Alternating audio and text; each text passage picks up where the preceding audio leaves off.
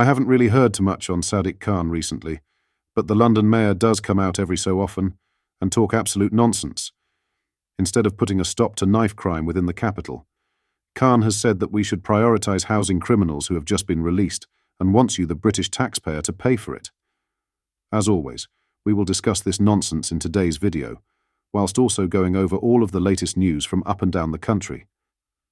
But first, do hit the like and subscribe button and join our fast-growing community. Sadiq Kahn has suggested that released prisoners should be able to jump the queue for housing. The Mayor of London suggested that this would help to stop them reoffending. He told The Times that there is a big shortage of housing in London and that there should be an honest conversation about the possibility that ex-prisoners could jump in the queue to get housing to avoid them reoffending again. It comes after, on Tuesday, September 10th, around 1,650 prisoners were freed under the government's early release scheme, including from London institutions such as HMP Wandsworth and Brixton. The policy aims to free up space inside prisons and allows inmates serving fixed-term tariffs to be released after serving just 40% of their sentence, rather than 50%. Mr. Kahn added, "For us, the big challenge is there is no housing in London, a big shortage of housing in London." Earlier this week, a minister said that former prisoners released early under the government's scheme could be housed in budget hotels. The Justice Secretary, Shabana Mahmood, told MPs on Tuesday that ex-inmates who are homeless could be temporarily placed in taxpayer-funded hotels if there is not enough space in bail hostels and other community accommodation. Nigel Farage was quick to blast the mayor, tweeting, "Sadiq Kahn wants free housing for criminals and illegal migrants, and he wants you to pay for it all." Prioritising criminals over hard-working, law-abiding citizens. That'll go down well with the public, no doubt. I mean, first illegal immigrants and now prisoners. It's just bonkers that his brain thinks like that. Sadiq needs to stop worrying about this matters and put a stop to knife crime within London. In other news, Britain is set for a devastating spate of crime, and we have already started to see it in recent days, according to ex-offender support charity Tempus Novo CEO Steve Freer. He was speaking in an interview about the early release of 1,700 inmates in a bid to free up space in Britain's crammed prisons. But the move is likely to have troubling consequences, he warned, claiming we have already seen some emerge.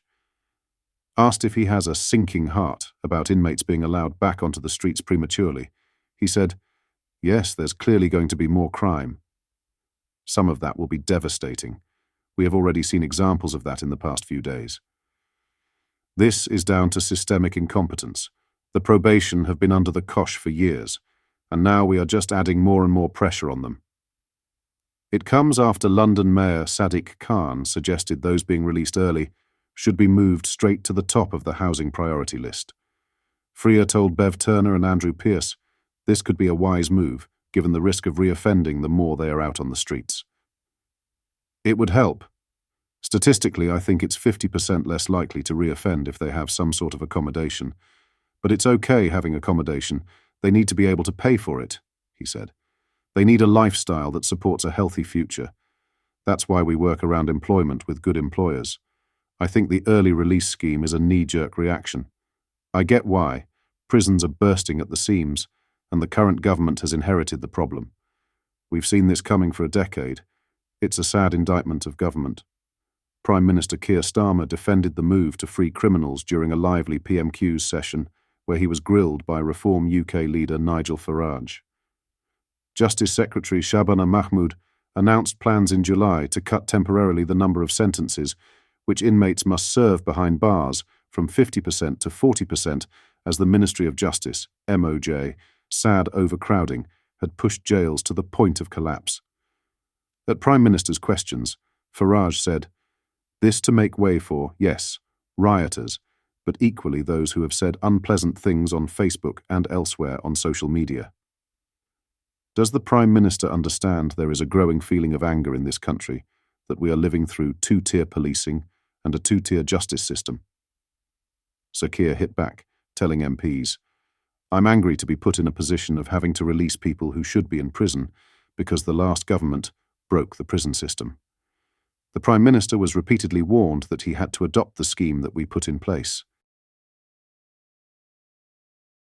In other news, Nigel Farage could be banned from hosting his GB News show with Labour, eyeing up a crackdown on MPs making paid media appearances. Parliament's Modernisation Committee, which is being chaired by Labour frontbencher Lucy Powell, today published a memorandum agreeing to look at tightening rules on second jobs. Labour committed to establishing the new committee in its 2024 manifesto as it vowed to reform House of Commons procedures. The 14-member committee, which includes 9 Labour MPs, 3 Tories and 2 Liberal Democrats, met for the first time yesterday. It vowed to look at outside paid engagements, including media appearances. The committee will examine whether paid outside engagements such as MP media appearances, journalism and speeches provide a benefit to the public or present a conflict of interest. A clampdown could put GB News shows hosted by Nigel Farage and Lee Anderson at risk. The Reform UK leader joined GB News as a fan-favourite presenter in June 2021, with tens of thousands of viewers tuning into his prime-time show on a nightly basis. Powell's appointment as chair of the Modernisation Committee is highly unusual given top MPs leading the groupings usually sit on the backbenches. The Commons leader, who previously served as Sir Keir Starmer's shadow culture secretary, said, "It is a great privilege to serve constituents as a Member of Parliament, but this privilege requires us to embody the very highest standards. As we turn the page in this Parliament following the events of the last, the Modernisation Committee will find ways to do things better." However, the crackdown would also potentially impact Labour MPs. Foreign Secretary David Lammy hosted a weekend show on LBC and only stepped down ahead of the general election. Labour MPs Jess Phillips and Emily Thornberry have also previously presented LBC shows. An Ofcom study released in April showed there was no consensus among the wider public to ban MPs from presenting current affairs programmes. The media watchdog also concluded that the British public did not believe the use of politicians as presenters risks eroding their overall trust in broadcast media. What are your thoughts on what we discussed in today's video? Let me know down in the comments section below. I would also like to thank you all for the recent support on the channel. We have just surpassed 60,000 subscribers and are on track to hit 70,000 this week.